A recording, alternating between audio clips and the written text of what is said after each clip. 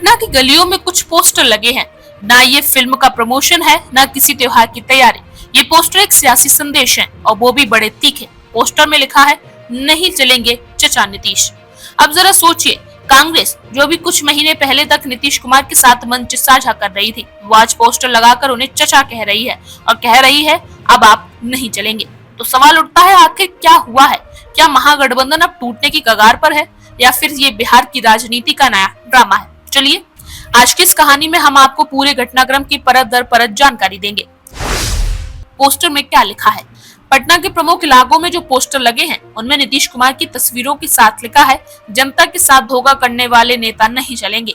नीचे कांग्रेस का चिन्ह और स्लोगन, अब बिहार में बदलाव तय। अब ये कोई मामूली पोस्टर नहीं है, ये साफ साफ कांग्रेस की तरफ से सीधा हमला है, अब वो भी एक ऐसे नेता पर जो कभी उनके सहयोगी रहे। लेकिन कहानी यही खत्म नहीं होती। कांग्रेस क्यों भड़की हुई है? इस पूरे घटनाक्रम की शुरुआत होती है नीतीश कुमार की उस सियासी पलटी से जो उन्होंने जनवरी में मारी थी।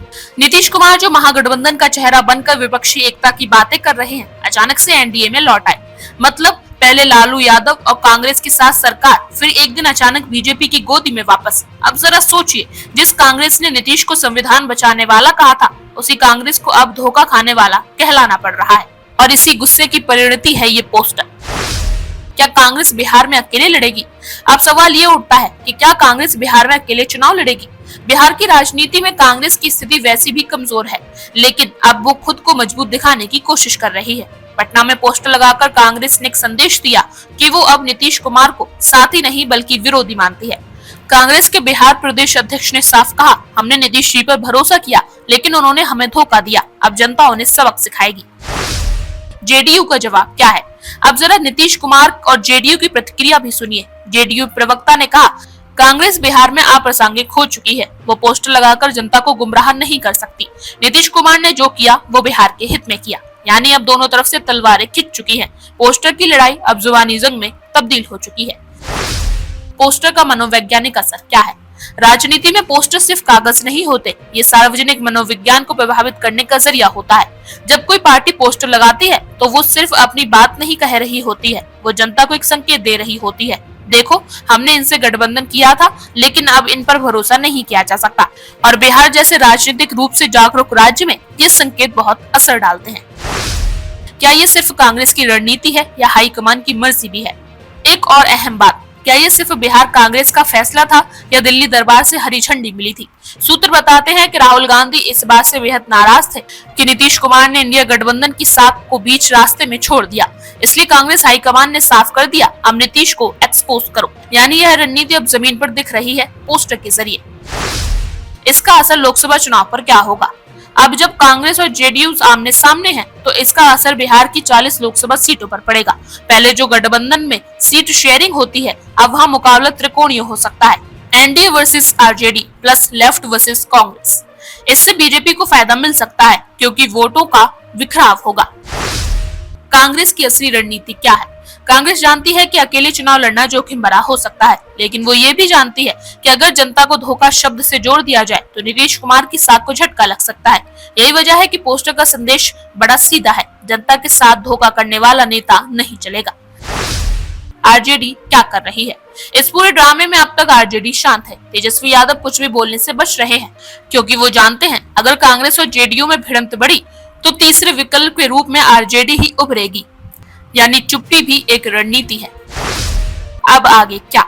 तो सवाल ये है, क्या ये पोस्टर वॉर सिर्फ शुरुआत है? संभावना है कि आने वाले हफ्ते में और भी poster, video campaign, social media हमले देखने को मिलेंगे क्योंकि कांग्रेस अब नीतीश कुमार को छोड़ने के मूड में नहीं, वो उन्हें एक्सपोज करके ही दम लेगी।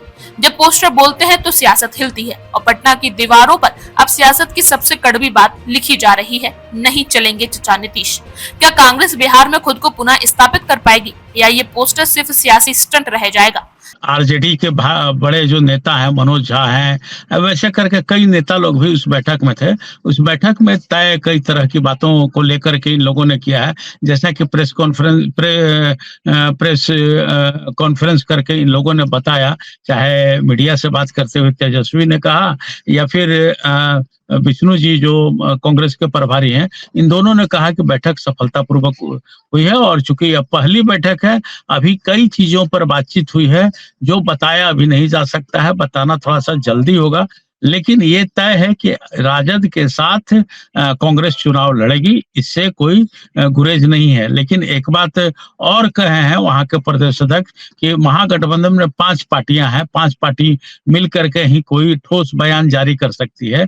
मीडिया के सवाल के जवाब में उन्होंने ये कहा कि भाई अभी मुख्यमंत्री तेजस्वी बनेंगे कि कन्हैया बनेंगे, ये कहना कांग्रेस से बनेंगे, ये कहना थोड़ा-सा कठिन दिखलाई दे रहा है।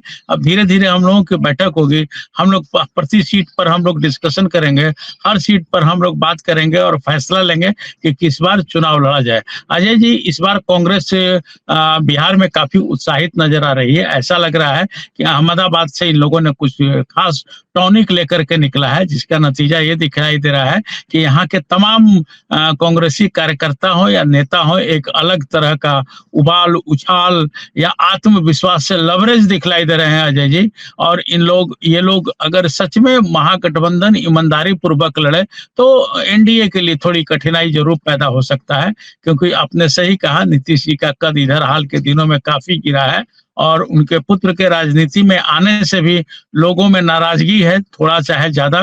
लोग ये कह रहे हैं कि भाई अपने पुत्र के लिए तो जुगाड़ कर लिया, लेकिन बेरोजगारों के लिए क्या जुगाड़ कर रहे हैं, इस तरह की भी चर्चाएं आम हो गई हैं। तो इस बार नीतीश का वो जादू चलेगा नहीं चलेगा ये समय बताएगा, लेकिन उस पर थोड़ा सा डाउट दिखलाई दे रहा है अजय जी।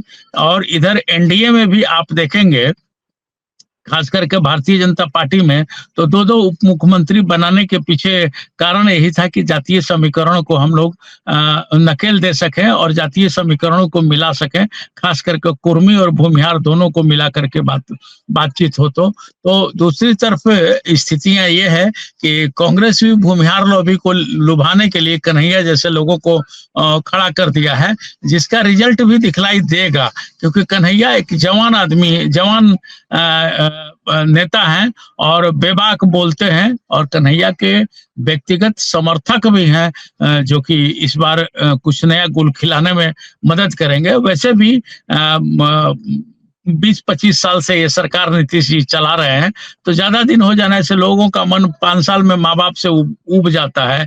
बहुत सारे लोगों को देखिएगा कि घर में खटपट, शादी हुआ नहीं 4-5 साल बाद खटपट चालू हो जाता है। तो यहाँ तो राजनीति है अजय जी। तो हमें ये लग रहा है कि ये लोग की पहली बैठक है राजद और कांग्रेस की। अब इन लोगों ने बैठक तमाम सहमति बना लिया है और 3-4 बैठक के बाद ये लोग अपना पत्ता खोलेंगे कि कौन कितने सीट पर लड़ेगा। लेकिन जो कयास लगाया जा रहा है उसमें यह है कि 150 सीट पर कम से कम आरजेडी लड़ेगा, 70 से 75 सीट पर कांग्रेस लड़ेगी, 42 सीट पर माले आईपीएफ जिसको बोलते हैं माले लड़ेगा। इसी तरह कर करके ये लोग हैं।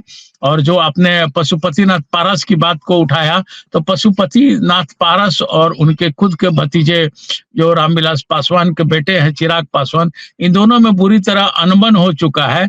तो हमें ऐसा लगता है कि शेड्यूल कास्ट का वोट भी इधर उधर बिखरेगा। लेकिन अब देखिए इसको वीआईपी पार्टी कितना कैश कर पाती है, हम के जीतन राम मांझी कितना कैश कर पाते हैं, ये सब थोड़ी सी अभी कुछ इन लोगों पर बोलना जल्दीबाजी होगी, क्योंकि 21 करोड़ बैठेंगे अभी इन लोगों का तय नहीं है। हो सकता है चुनाव के समय हम पार्टी भी महागठबंधन की ओर आ जाए, या फिर एनडीए की घटक होने के साथ वो एनडीए के साथ लड़े। तो एनडीए में 3 पार्टी तो मजबूत पार्टी है, 3 क्या 4 पार्टी कह लीजिए। खुद भारतीय जनता पार्टी है, जदयू है, हम है, तो इसके बाद चिराग पासवान की पार्टी है। तो अब तैयारियां सब लोग कर दिए हैं और बस चुनावी डुगडुगी बजने का इंतजार है अजय जी। नवंबर 23 के पहले 25 में 23 के पहले इनको सरकार का गठन कर लेना है। और आप हमसे जुड़े रहने के लिए सब्सक्राइब करें YouTube पर, फॉलो करें ट्विटर पर और लाइक करें Facebook पर। और ज्यादा जानकारी के लिए आपको टाइप करना होगा सिर्फ न्यूज़ नशा।